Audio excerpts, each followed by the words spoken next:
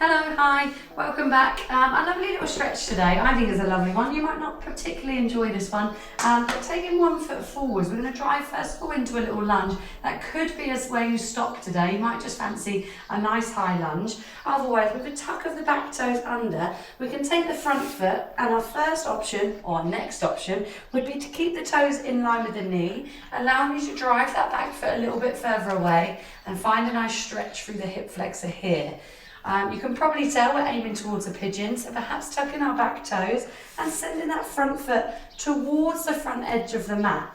Now, I like to bring my shin nice and parallel towards the front, but wherever it sits, it might be a bit of a more of a 45-degree angle, maybe needing a little bit of more lift to get you in that position.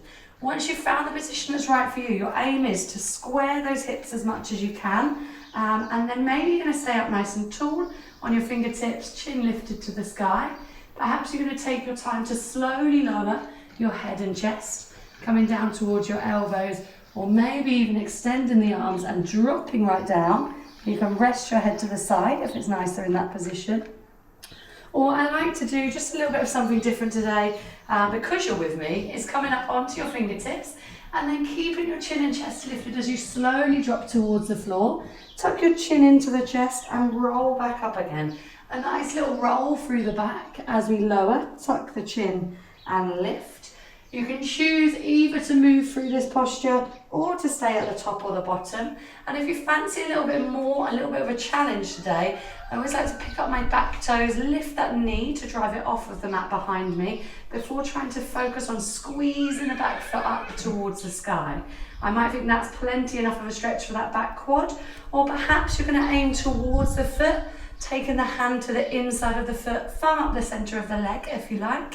Or maybe this is even going to progress to finding a little hook of the toes in the elbow crease. You can inhale, lift that other arm, or maybe try and find a little link of those fingertips for a mermaid pose.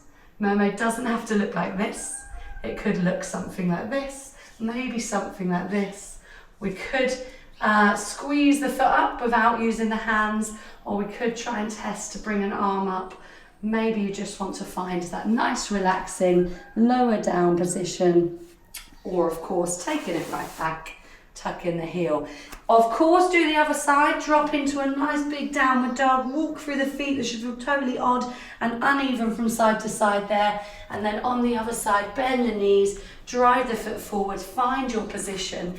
Again, either nice and lower down, holding down at the bottom, or coming up onto those fingertips, rolling through the move, lowering the chin and chest, tuck the chin in and rolling back up again. Or maybe one side might be a little bit easier than the other to perhaps find the grip, maybe find the little hook, or even reach the arm up and over into our mermaid. Whatever that looked like for you, I hope you enjoyed it. I hope you find a good pose for you. Thank you.